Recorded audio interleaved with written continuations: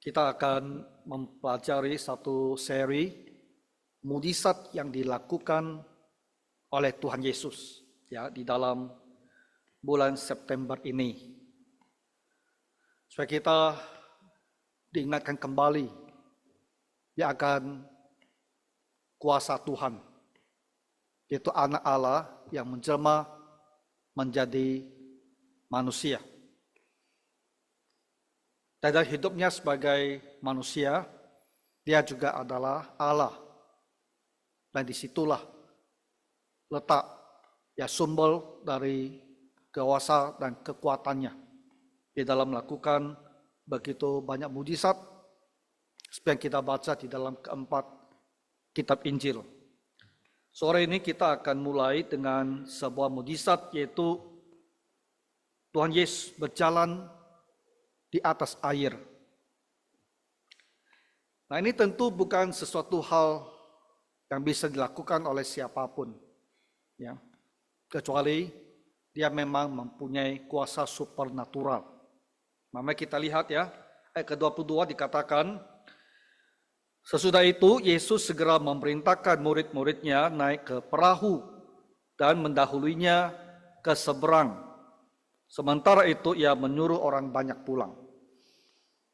Nah, ini baru Tuhan Yesus melakukan mukjizat memberikan makan kepada lebih daripada 5.000 laki-laki. Dan kalau digabung dengan perempuan dan anak-anak itu bisa sampai 10.000 lebih.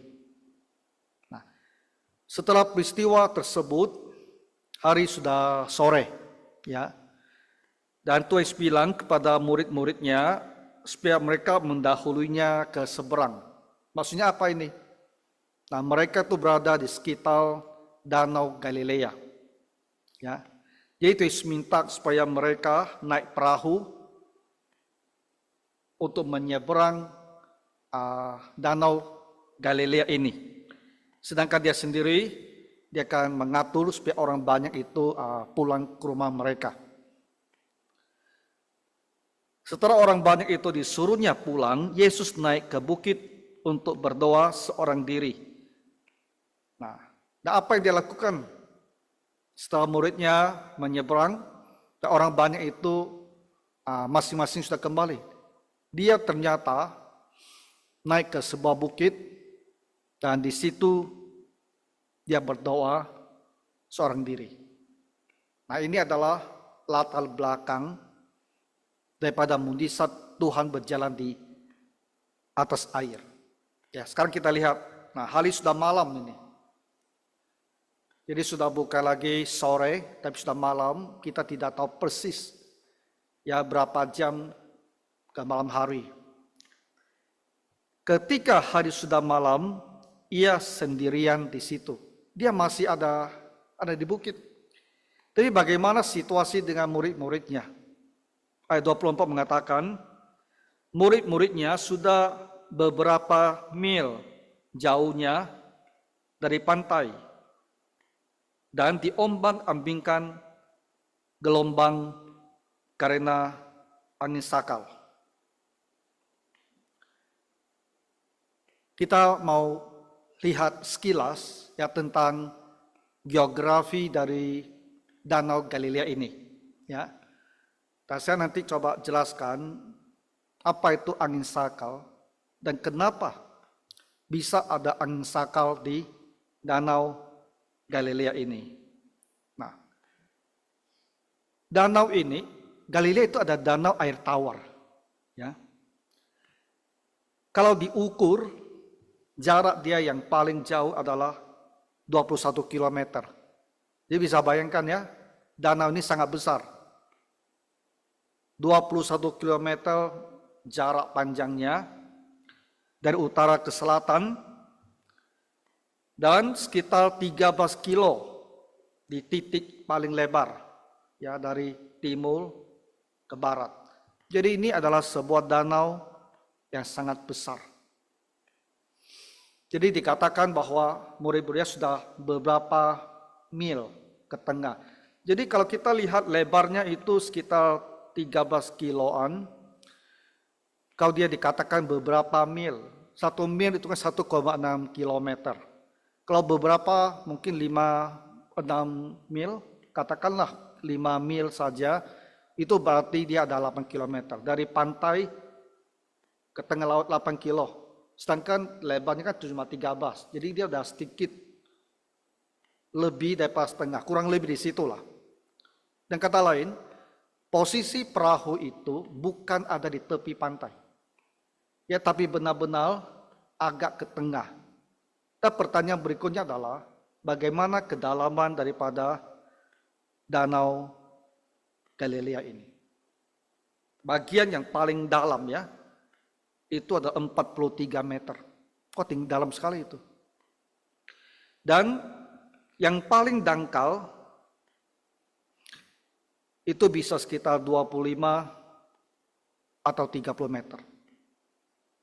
Jadi ketika perahu mereka ini, perahunya kecil, sekitar 7-8 meter saja. Nah 7-8 meter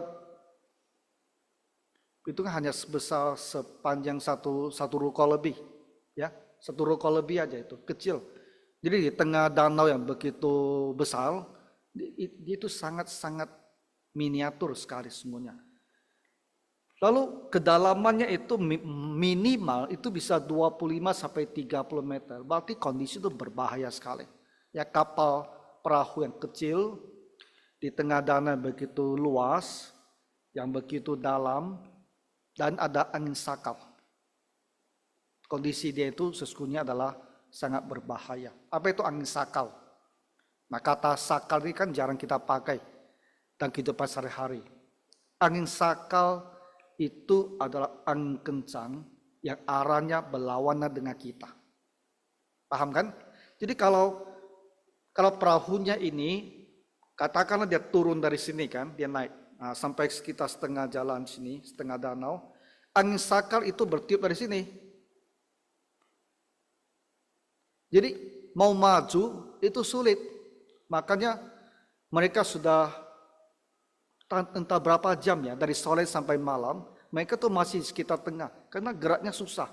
Angin sakal, angin kencang berlawan arah. Jadi mereka dayung atau mereka pakai layar, sambil bergerak ada tenaga lainnya yang terus menghadap atau mendorong mereka mundur. Dan mereka itu dikatakan terhuyung-huyung itu di tengah danau. Saya juga cek ya ke internet ya.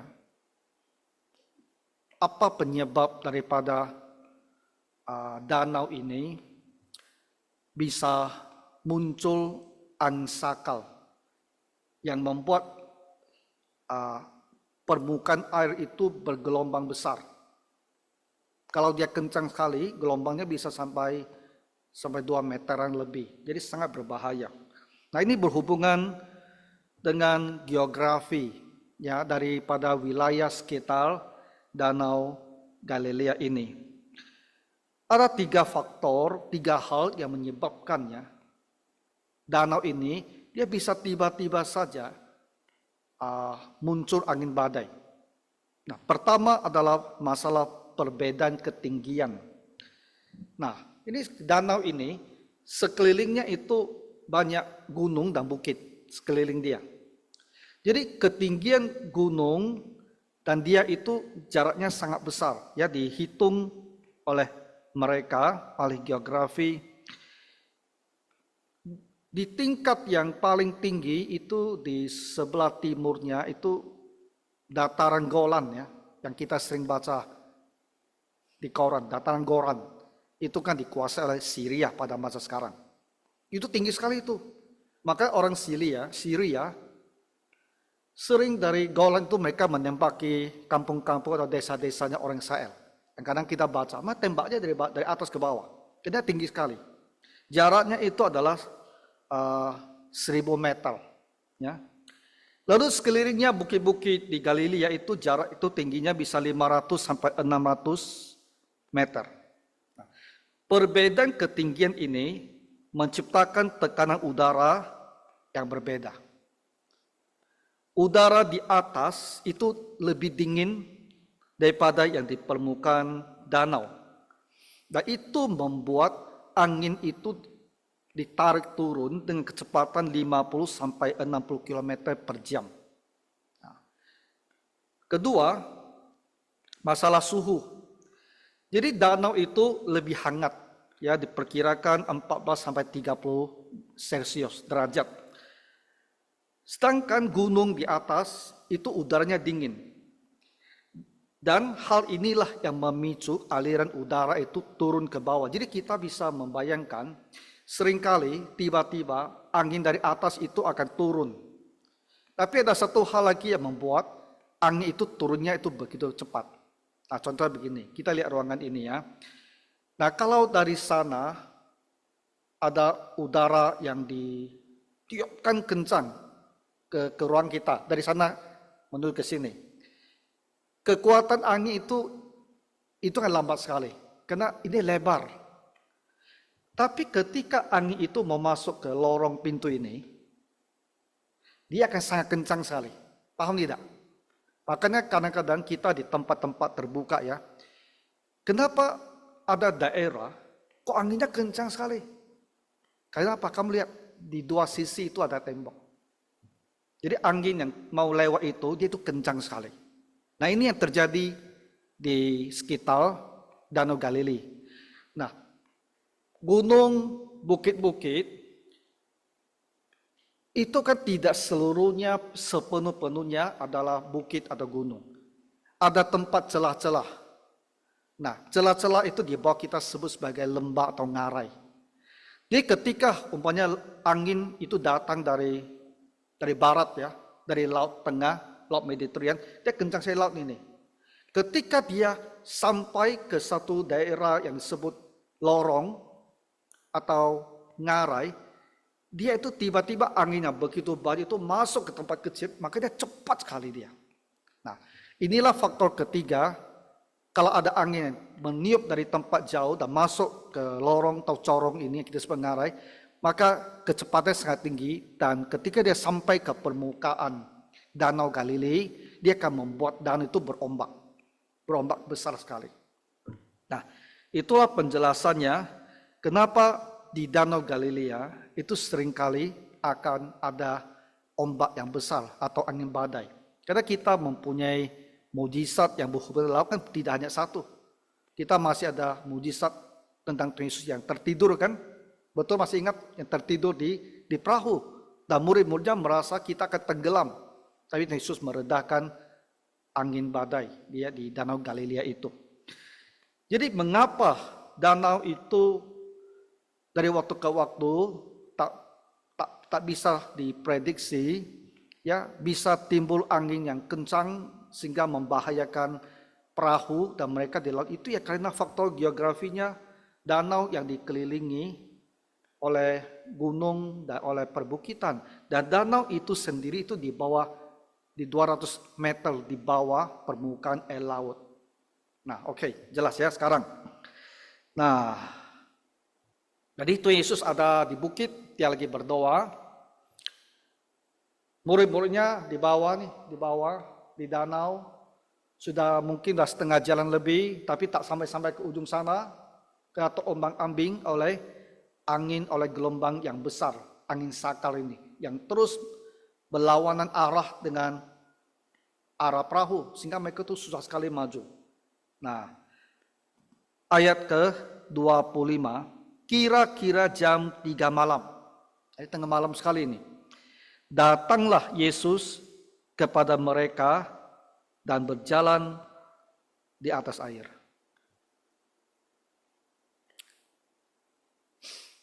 Ada teolog liberal ngaku orang Kristen, tapi tidak percaya kepada firman Tuhan.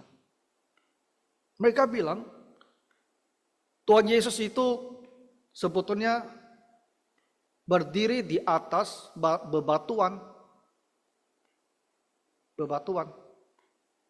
Sehingga dari jarak jauh, kelihatannya dia seperti berjalan di atas air. Itu ada. Orang itu sulit mau percaya akan mujizat Tuhan Yesus. dan mereka mengajukan penjelasan-penjelasan yang seolah-olah masuk akal. Kalau berdiri di atas bebatuan ya tentu masuk akal lah, dia bisa berjalan. Tapi kita lihat ya, saudara-saudara, penjelasan itu tidak mungkin kalau kita mau baca dengan teliti apa yang ditulis di Matius ini. Yesus itu kan dari sini nih, perahunya sudah di sini. Perahu mau berusaha sampai ke darat sana. Dia berjalan dari sini. Berarti dia itu melalui daerah yang dalam sekali. Mereka bukan melihat dia di tepi danau atau di tepi danau. Tepi danau ada bebatuan. Kalau dia ada di tepi danau, mungkin benar dia berdiri di atas batu-batu di tepi danau. Tapi ini gambaran bukan demikian. Dia dari daerah sini berjalan ke arah mereka. Ini pasti melalui danau yang sangat dalam. Nah, itulah sebabnya kita bilang penjelasan demikian itu tak bisa diterima. Lagi pula, kondisi kapal ini kan, perahu ini sedang terombang-ambing. Ya, dalam keadaan yang sangat sulit. Dilawan oleh angin sakal. Mereka tuh belum sampai ke pantai. Jadi bagaimana bisa Yesus berdiri di atas bebatuan? Memangnya ada bebatuan yang tingginya sampai puluhan meter untuk Yesus berjalan di atas sana. Nah, itulah sebabnya saudara-saudara, kita harus membaca Alkitab dengan teliti. Mereka yang hatinya itu tak beriman, hatinya selalu menyangkal, dia tidak mau baca Alkitab dan teliti. Lalu di dalam akal pikirannya, dia menciptakan teori-teori, penjelasan-penjelasan yang kedengarannya masuk akal, tapi ketika dibandingkan dengan Alkitab, itu sama sekali tidak sesuai dengan apa yang kita baca di dalam firman Tuhan. Nah, itu pertama. Kedua, ketika kita membaca bahwa Tuhan Yesus berjalan datang mendekati murid-murid yang sedang berjuang dengan angin sakal itu. Apakah kita ada merasakan sesuatu? Bapak Ibu, Tuhan Yesus datang kepada kita tepat pada waktu kita membutuhkan Dia. Ya. Jadi di dalam peristiwa ini memberikan kita satu keyakinan bahwa walaupun Tuhan ada di bukit, tapi Dia tahu apa yang terjadi dengan murid-muridnya di tengah danau. Walaupun kita tidak melihat Tuhan kita sekarang, Tuhan tidak bisa kita saksikan dengan mata jasmani kita. Tapi tidak berarti Tuhan tidak tahu apa yang sedang terjadi di dalam hidup kita. Mata Tuhan melihat di mana-mana dan Dia tahu segala sesuatu. Tapi kita pikir, orang Kristen ada begitu banyak di dunia ini, miliaran setidaknya. Bagaimana mata Tuhan bisa melihat mereka semuanya dan bisa mengetahui segala keadaan mereka? Nah, kalau kita pakai akal budi, kita berpikir, bisakah Tuhan mengetahui tentang saya? Padahal orang Kristen ada begitu banyak. Bisa tidak? Kadang-kadang saya berpikir, lalu saya sadar akan satu hal.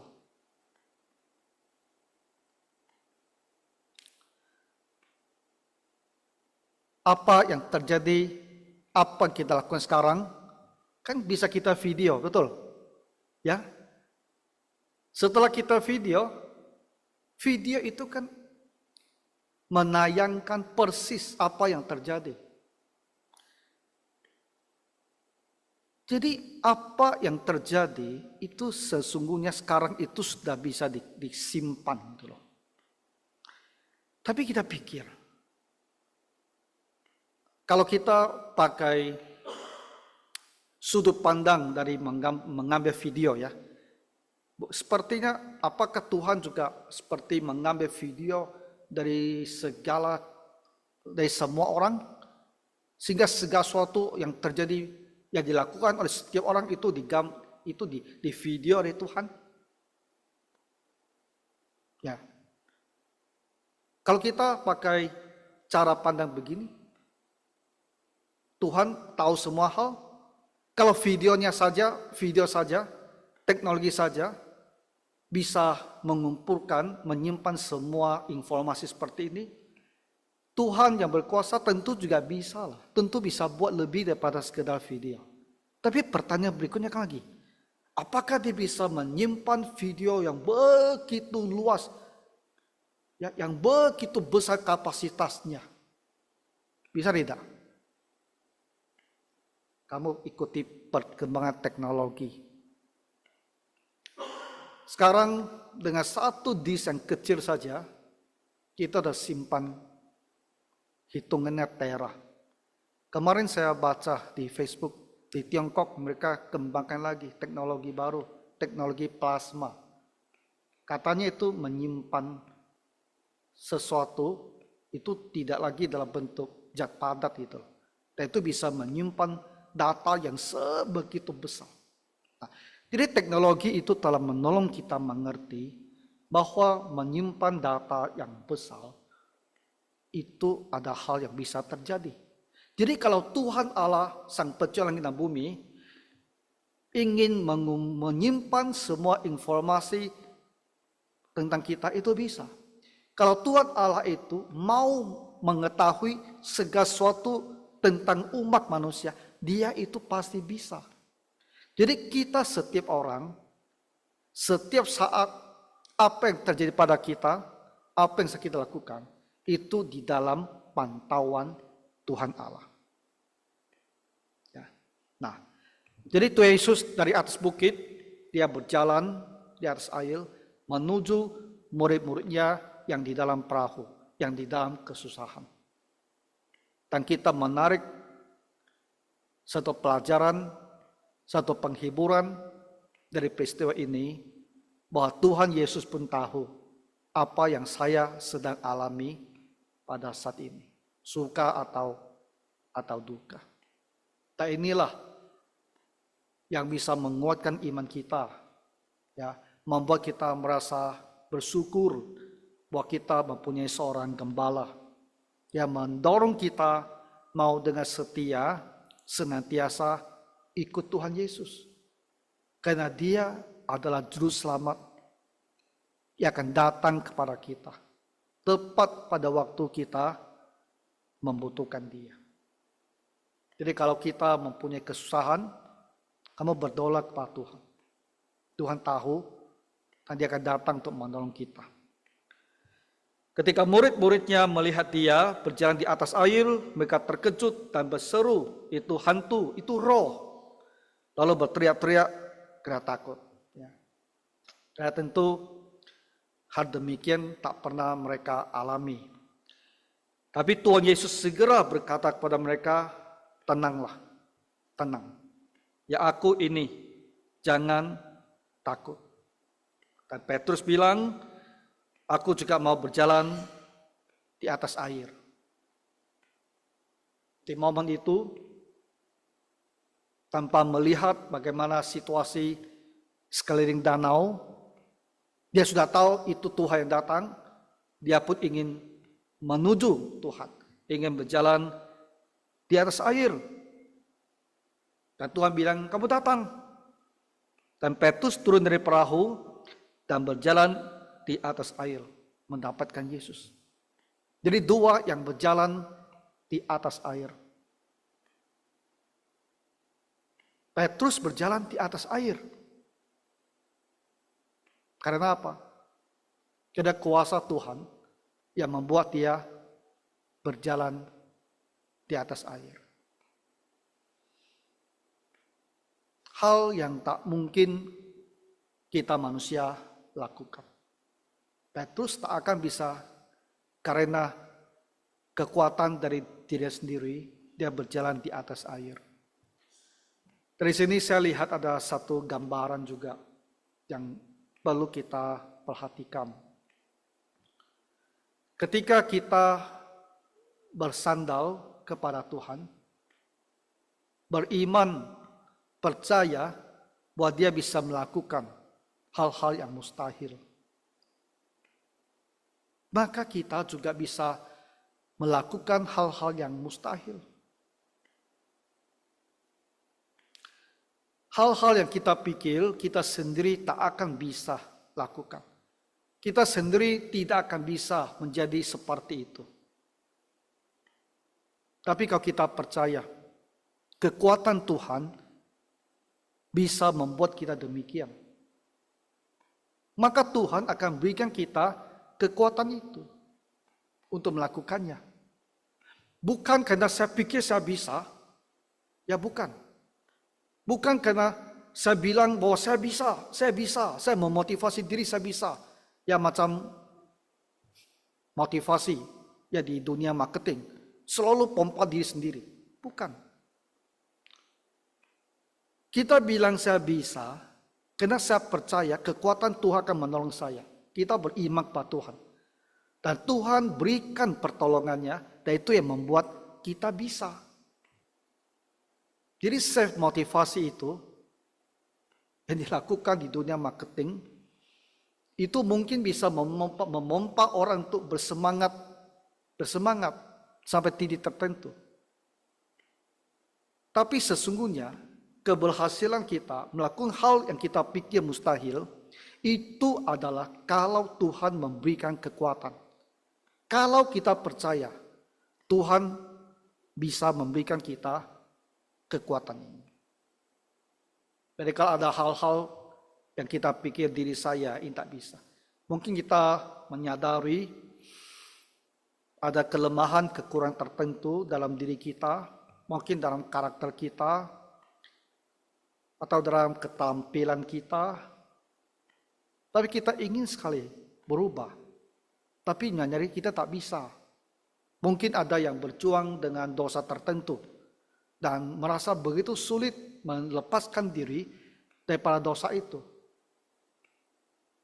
Kita harus datang percaya Tuhan bisa membuat kita terlepas dari dosa tersebut. Tuhan bisa membuat kita memiliki keterampilan yang kita inginkan. Tuhan bisa menolong kita melepaskan diri ya dari karakter buruk tertentu. Tuhan yang bisa. Dan kita percaya dia bisa. Dan kita mohon Tuhan bantu kita. Dan kita akan berhasil.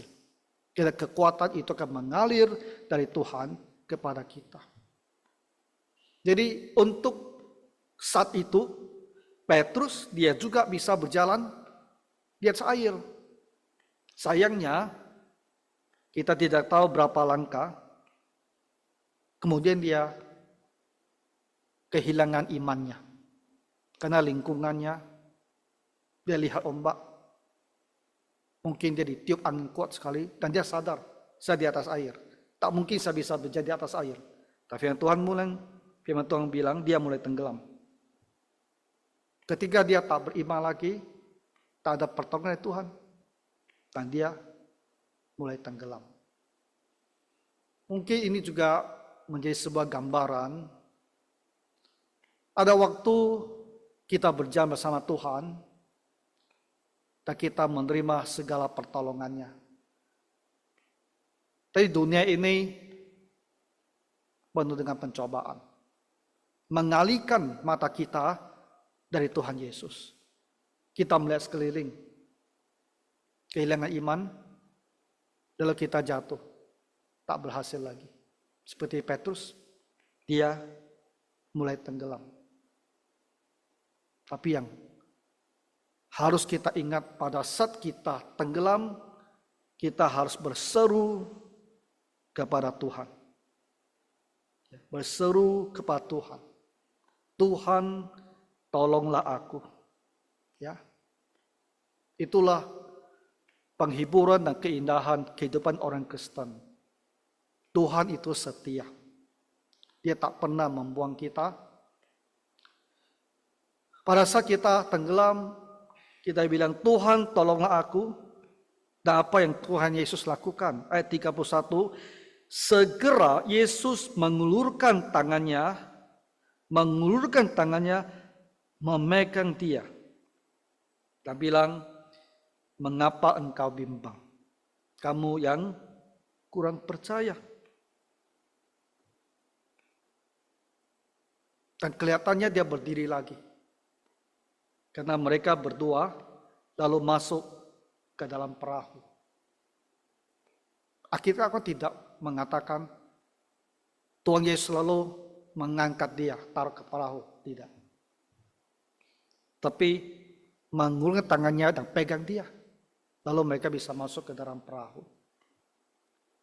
Jadi Petrus dia selamat ya, dan tidak tenggelam di Danau Galilea ini. Hal-hal seperti yang kita baca ini memang adalah peristiwa yang terjadi. Tapi dari situ ya kita bisa melihat ya bagaimana sifat Tuhan Yesus terhadap kita. Dari Petrus kita juga bisa melihat ya gambaran dari perjalanan iman orang percaya. Ada waktu bisa penuh dengan iman, ada waktu mengalami kemunduran. Tapi kita tidak terus di dalam kemunduran, kita berseru lagi dan Tuhan akan memegang kita. Ya, supaya kita bisa beriman kembali. Nah, itulah indahnya kehidupan orang Kristen. Tuhan tidak membuang kita, Dia selalu mau membawa kita kepadanya. Ketika mereka masuk ke dalam perahu, angin pun reda. Nah, itulah kuasa Tuhan Yesus terhadap alam ciptaannya. Dan dengan selamat, ya mereka itu sampai ke seberang. Nah, ini semua peristiwa menguatkan iman daripada murid-muridnya. Sehingga mereka semua bisa bilang, sesungguhnya engkau anak Allah. Mempertebal keyakinan mereka bahwa Yesus benar-benar bukan seorang manusia saja, tapi dia ada anak Allah. Anak Allah yang menjelma menjadi manusia. Jadi saya berdoa Bapak Ibu, saudara-saudara, dari peristiwa ini kamu bisa belajar sesuatu. Hati bisa dikuatkan bahwa Tuhan tahu saya. Tuhan tahu keadaan saya, termasuk pada saya lagi dan susah. Dan Dia akan datang kepada saya untuk menolong. Kemudian kita belajar untuk beriman. Supaya dari Tuhan kita bisa selalu mendapatkan pertolongan yang kita butuhkan. Ya, mari kita berdoa. Tuhan Yesus, betapa Engkau mengasihi kami, seperti kepada Petrus, kepada murid-muridnya. Engkau mendatangi mereka dikala mereka dalam kesusahan besar. Tuhan Yesus, kami juga mempunyai kesusahan. Datanglah kepada kami dan bantulah kami. Di dalam hidup ada hal-hal yang ingin kami capai. Berilah kami iman untuk percaya bahwa Tuhan mampu membuat kami berhasil. Dan bantulah kami untuk bersandar kepadamu dan memperoleh keberhasilan yang kami inginkan. Dalam nama Tuhan Yesus kami berdoa. Amin.